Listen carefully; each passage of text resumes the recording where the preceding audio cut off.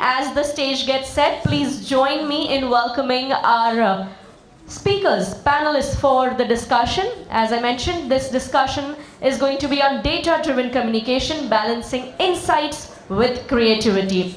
And we have on the panel with us Mr. Anand Vaidya, Director, Marketing and Corporate Communications at WebEngage. Yes. Please join us, Mr. Vaidya. We'd also like to invite Ms. Namrata Thakkar Shah, Head Communications and PR at Bestseller India. Ladies and gentlemen, let's give her a big round of applause. Request you to please sit in front of your photograph, would be wonderful. We also have on the panel Ms. Papiha Ghosh, Head of Corporate Communications at BillDesk. A very warm welcome. All those who have their hands free would love for you to applaud for our next panelist as well. Ms. Purnima Gulati, Associate Director, Public Relations and Corporate Communications at nobroker.com. On the panel, we are also joined by Ms. Sulakshana Mukherjee, General Manager and Head of Department, Corporate Communications at McDonald's. And moderating this session is Mr. Shreyas Kulkarni, Associate Editor at AFAX. Ladies and gentlemen, Mr. Kulkarni, a very warm welcome to each and everyone. Please do take a seat. Thank you. Good evening, my dear audience and my panelists. Thank you for joining me. Now, I'll come straight to the point. I had some things lined up for the start, some fancy introduction, but then I realized, hey, these people are from the corporate communications, PR, business, and as a journalist, I have a sibling-like relationship with all of them. Usually I'm nice to them, but inside I'm like, not now, don't send me something now, I can't take it up. Not now. So here's what I told all of them.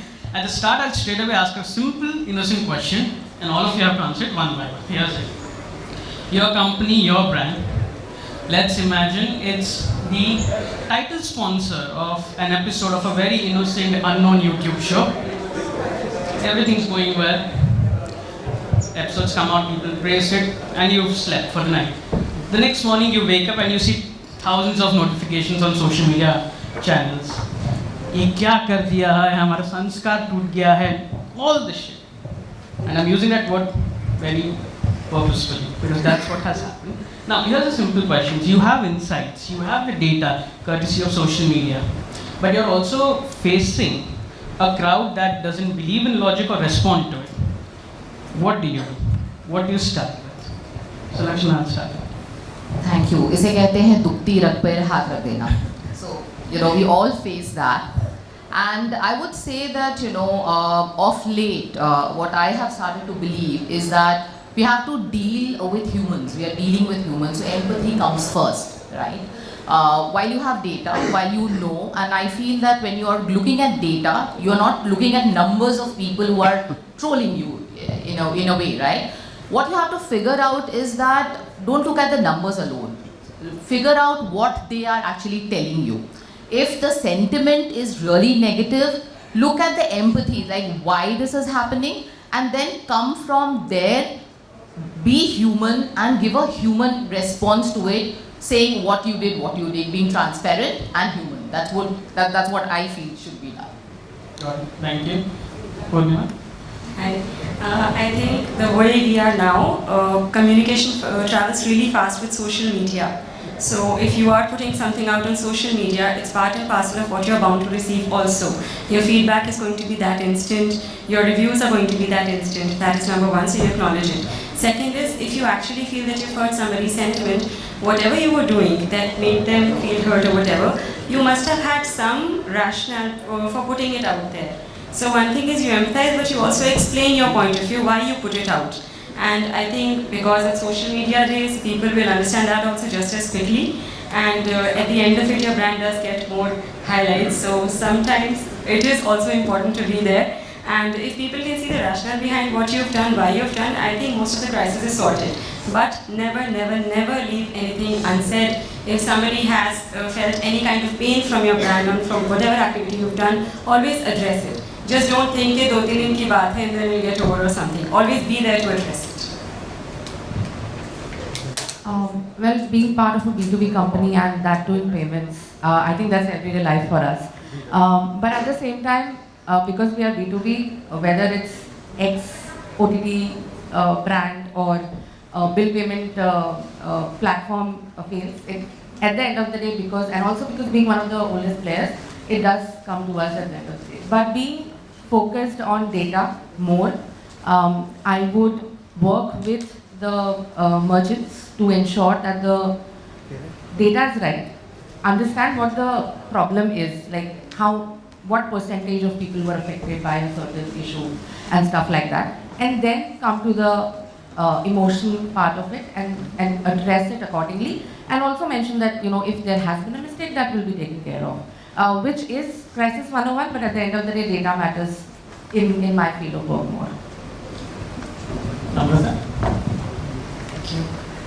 Actually, it's funny that you asked this question because, in fashion, we work with a lot of influencers, and, this is something that we actually have seen in the past go negatively for our own brands as well at Bestseller, specifically for Jack and Jones.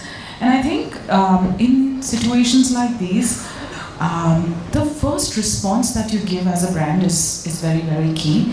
How you design it, how honestly you own up to or don't own up to, whatever stance you decide to kind of take. I think speed in communicating a correct first response pretty much kind of paves the way for the turn that communication piece is going to take. So yeah, that's something that I would put a lot of focus on. Thanks. People, I am from WebEngage. We are a B2B SaaS marketing automation tool. That means we work with a lot of data. First off, great work by Efax for putting all of these great minds together for this conference. And she has absolutely wonderful start to the conference. But here's the response to your question. While we work with data, and data also tells us in India an average family has 2.5 children. You will never find 2.5 children ka family in a mall. You need to back it up with some sort of understanding of emotional quotient, of logic and things like that. So when you're responding to a crisis, be human, respond with empathy and move forward. Internet, yes, everything is recorded, but we also have a very short memory. People will get over and they'll remember the good things. Thank you, all of you.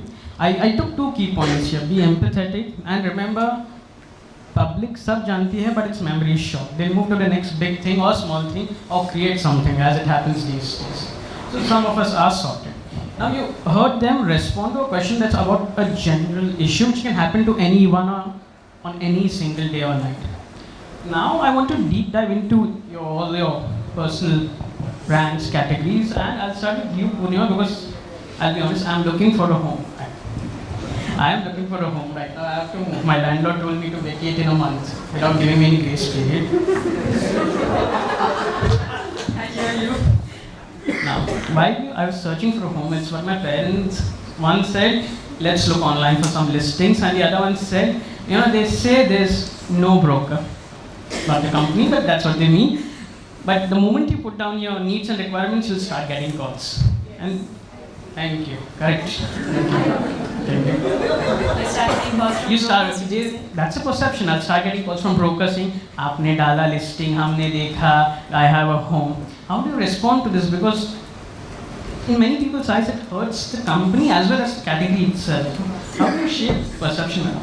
So first thing is that if there could be 1 or 2 odd instances where this kind of thing happens, we are a tech-driven company and we take good measures, use algorithms to eliminate brokers from our platform. I'll give you a simple example. So if somebody is a broker and they posted a property on this thing, definitely broker doesn't have just one property, he'll have multiple. So he'll do it again and again and again, and our platform will identify that he's a broker, we'll remove it. Other than that, we have other several algorithms running to remove brokers. You can reach out to me personally to find this thing to your home and I will help you out.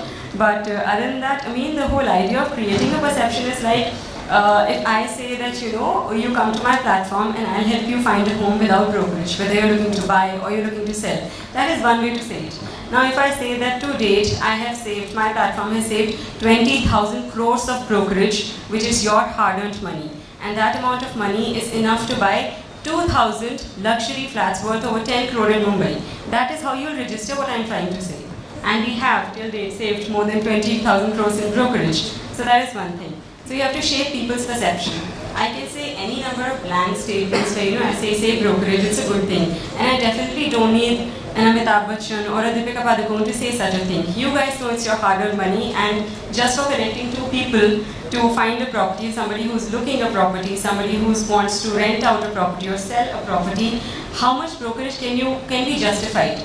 Somebody paying lakhs of it does not justify that. So first thing, no broker has tried to do that. Of course, discrepancies keep happening. Some of you might be aware of the fact that early on in sometime around 2015, while we were running, our office was attacked by a mob of brokers. The whole idea was, first we thought that India mein kahin pe bhi log mob chale aa rahe hote, and we were also standing on the terraces when we were operating out of a bungalow. And we saw, okay, यहाँ कहीं पे भी धरना लग जाता है, कहीं भी mob आ जाता है. Then we realized, okay, they are coming towards our office. Okay, they are coming and they are hitting our people. And we had to, vacate that office instantly. We had to get a police complaint done and everything. But that also told us that we are making a dent. We are doing something that people want. We had no intentions of taking anybody's livelihood, brokers or third parties or whosoever. But we did want to understand that this is not justified. Also, I remember now, since most of you are from Mumbai, so when you buy or take a flat on rent, and a broker has helped you do that, next 11 months you want to continue your lease. The broker who's helped you find it initially will come back again with his union, pay me brokerage again because आपकी वजह से मेरा business lose हो गया. Now, how is it justified that to continue to stay in the same flat, you're paying brokerage again? I do see some nods and thank you for that. So those are the kind of things. So you have to, one, rely on data. Our matchmaking is internal and external.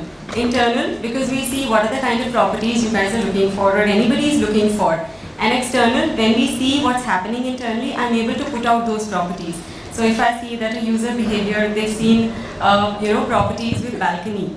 After 5-6 properties that you've seen with that criteria, my interface will give you that kind of thing, that we will not show you any properties that are in lower basement or anywhere else where there's no balcony. So there is matchmaking happening inside and outside, both places. I hope I answered. Yes, and I'll be very honest, I know couple of local brokers who stay in my building. I hope they don't realize I've been doing this family. Even if they do, we have you covered, don't worry. You will get a nice house. Paka? Paka. Pavya, I'll come to you because there's an important element here. When we are moving, I'm not there, but my parents will be helping with the moving, and if they have to make payments, and they'll use UPI now, they're all hardcore UPI users. If payment fails at that time, they'll panic, I know. At that time, data will tell you, server down, something. But you have to creatively reassure people, because that can put off my parents who are senior and are not, experimentative. Once they see, this is not working. And that's a big issue now, as more seniors use digital modes of payments compared to the youngsters. You have the data, but how do you creatively make sure that customer segment does not leave you? I agree with you on that. I think with payments, and as payments are evolving really fast, to give you a quick example, even my mom, who stays in a New York City, she uses, your food ordering apps, etc. One day her GPay was not working, which was literally last week. And while there is an option to go for cash on delivery, she did not realize that was there. So I think simplistic visual prompts wherever required, using data, is very, very important in today's time when it comes to payments. Also, because it's tier 2 and probably beyond, which every digital app today is trying to reach, it is very important to have data in the local languages. While my company's example wouldn't be an apple-to-apple comparison, but from a business perspective, for example, or even for, say, tier 2, tier 3 cities who come, a lot of them still come on to BillDesk's website to pay their bills.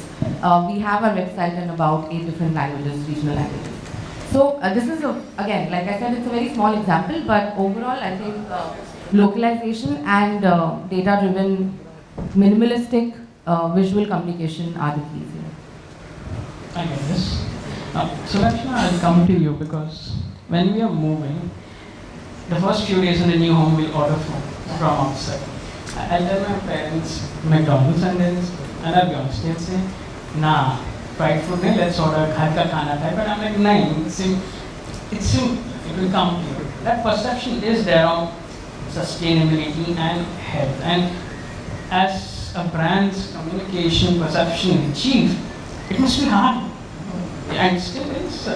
And this is just my one example. There's so many ways where someone will say, not this, but you're like, nahin, I want to have this. So it's an exciting question, and to me for sure, because I feel that communication for a brand like ours is so important, right? Because of the perception that you're talking about today. While when you talk about khana and what is healthy, unhealthy, or whatever, none of us have any clarity, right? We all depend on WhatsApp universities today. We go on diets which are forwarded on WhatsApp, and we're happy with that era.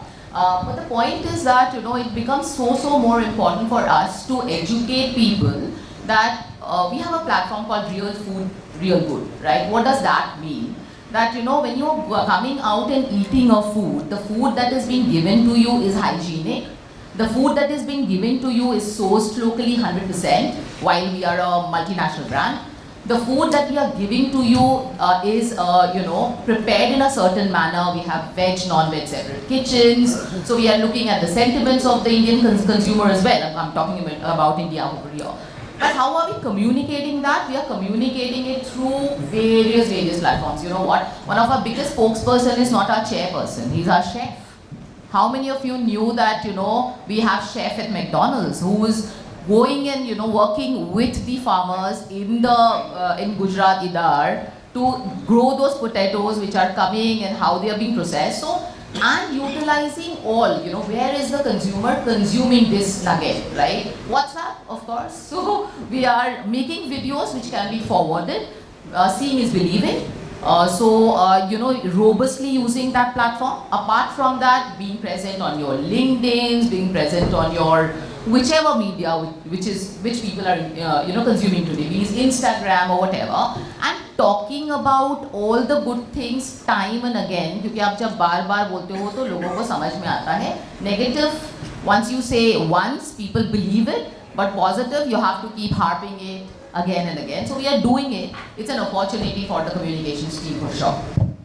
You heard her, and now you all have to decide if today evening you'll order your peri fries or not. I have questions, but I'll have to move ahead. Namrata, whenever I'm buying new clothes, I'll be honest, I'm not that big of a shopper, but I know people who are avid shoppers. Demand is high, but so is the call for sustainability today. Now that's a challenge to maintain, and I've seen many brands' names maligned because of this. How do you maintain that balance? You often get the signals from social media and discussions, but you have to creatively tell them, because that's what storytelling and influencing people is all about. Absolutely, and I think it's an interesting question. But before we get there, I must compliment you on your storytelling of moderating this panel, because I've been on a fair few, and this is such a beautiful kind of storytelling that you've done here. So thank you on that. Thank you. But yeah, coming back to your question, I think, look, it's contradictory to talk about fashion and sustainability in one sentence, especially fast fashion and sustainability. The brands that Bestseller India operates in India are Jack & Jones, Bermuda, Only, selected a couple of kids wear brands, and we're all known to churn out trends pretty much every second week, if not every week, at our stores. And this remains a constant challenge, but the lens from which it needs to be viewed at is not just sustainability in manufacturing garments. Sustainability is an ecosystem. Okay, so from that point of view, ensuring that this person working in a factory in Bangladesh has the right facilities, is paid a fair wage, and the dyes that we source, to the cotton that we source, to the farmer who's actually producing it, it's an ecosystem that needs to be well oiled. Once that part is looked after, then it comes to our customers. Look, everybody wants to, today when you speak to people, especially the new generation, whether it is Gen Z or Gen Alpha, um, they all want to wear brands that have a purpose within them. Okay, so they feel that if this brand ethos is not right, I ain't buying from you. But at the same time, when a brand does get its ethos right in terms of adopting sustainability practices, the product becomes more expensive. Okay, when you are sourcing organic cotton, it is going to be priced more than regular cotton. And then is the customer willing to pay that extra percentage over investing in a piece of garment which is sustainable, which also means that this new trend that I'm going to throw at you every month will not be lapped up by you because you are investing in sustainable pieces. But that's where I think key storytelling and value proposition comes in play. I'll give you one example. For one of our brands selected, it's almost an 80% sustainable brand. So it's not a brand, it's a very niche premium menswear brand. We have about 8 to 10 stores in the country. And most fashion brands, I'm sure you guys must have noticed, have a section of sustainably produced garments. With this particular brand, about actually 83% of it is sustainable. I mean, things like the back of the denim, the patch that you see that is made out of cork that you see in wine bottles. The shoes that we make are actually made out of a product innovation called piñata. I mean, it's basically, the leather is made out of piñata leaves, which is pineapple leather in essence. So these small innovations really kind of, help us educate and communicate it to the customers in terms of what value they bring. And once you do the storytelling, it is easier to then sell the product. So yeah, that's where we're at. That's interesting, especially, and I'll come back to you if I get the time. Anand, I'm coming to you. Imagine all of these companies are your clients, and you have to do the task of retaining their people, their customers, everything. You have the data, you heard everything. Data mil jayega. Where do you stop tinkering with data? Like, now let me take the creative aspect. Or do you think data is enough just to? Where do you maintain that balance? You can give us the best answer. Yeah.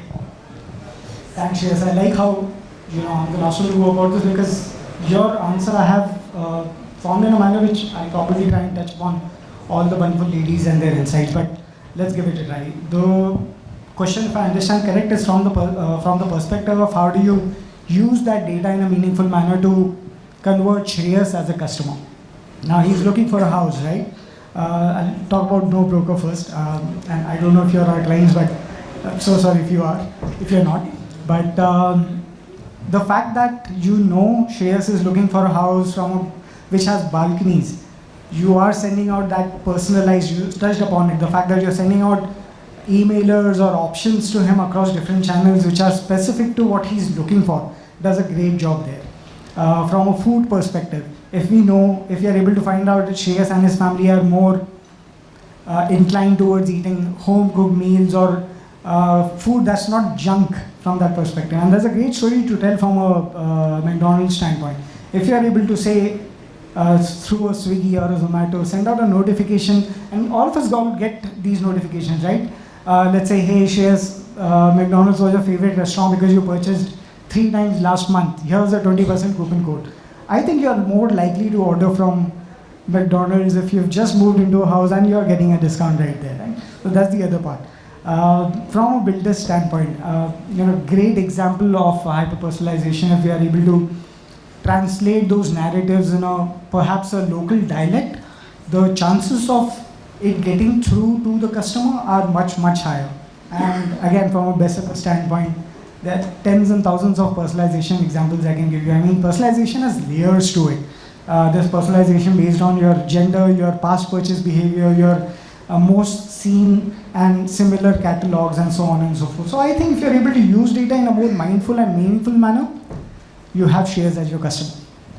Thank you so much. And before I open this my panelists to your questions, let me tell you, it was all very intentional. I am looking for a home, yes. But it was very intentional because I know next month is my appraisal meeting and my bosses have seen what I'm doing. So I've done a good job now. Any questions, anything you want to ask, please.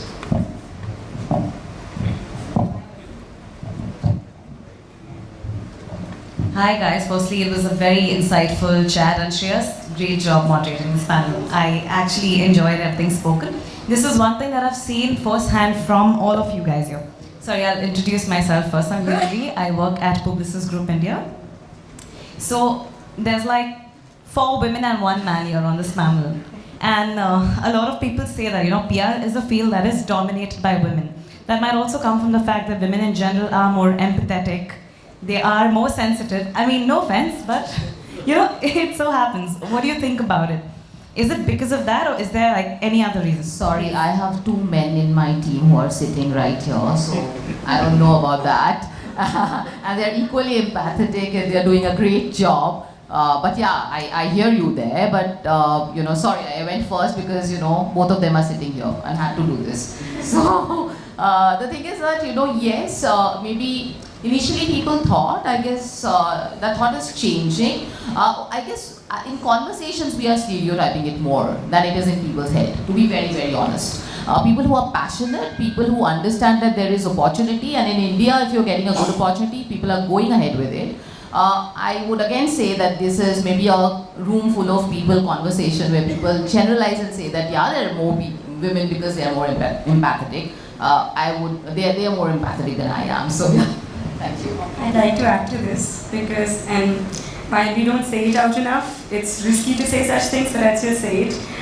Majority of call center phone calls that you get, majority of things where somebody's trying to sell you something, it's mostly women. There's a reason. People find it hard to cut down phone on us. That is one. Second, PR is a persuasive job. You have to persuade a journalist to listen to your story. You have to persuade your CEOs, CFOs, whosoever, to do the right thing, to say the right thing. So as women, that task is much easier. It becomes difficult when you're men because the camaraderie and the dynamics of the situation change. I just said it out loud. I hope I'm in agreement with most of I that. second that. Yeah, I second that. I think we as a gender, we're very persistent, and this job requires us. We to don't be- give up. we don't Open give up. conversations. We And continue. I agree because look, how long has it taken us as a profession to get a seat on the board table? Because people don't value what comms or did not value for a really long time as to what comms as a bucket brings to the table, and I think we're good. And because we're about good at that. documenting whatever was said earlier in personal situations and in professional ones, I think that also helps a little. I'm sorry to just cut down here. Time's up. Thank you so much. You can catch them all outside. But what I can say is, after your statement, the next PR or communications call I get, I have to think twice before saying it. Not now. And better to anyone. But no, thank you so much. I could hear a lot of silence, which I thought was very fun for me. So I know either people were closing or listening to us. I'm thinking it's the latter. But thank you so much. I hope you're Thank you. Thank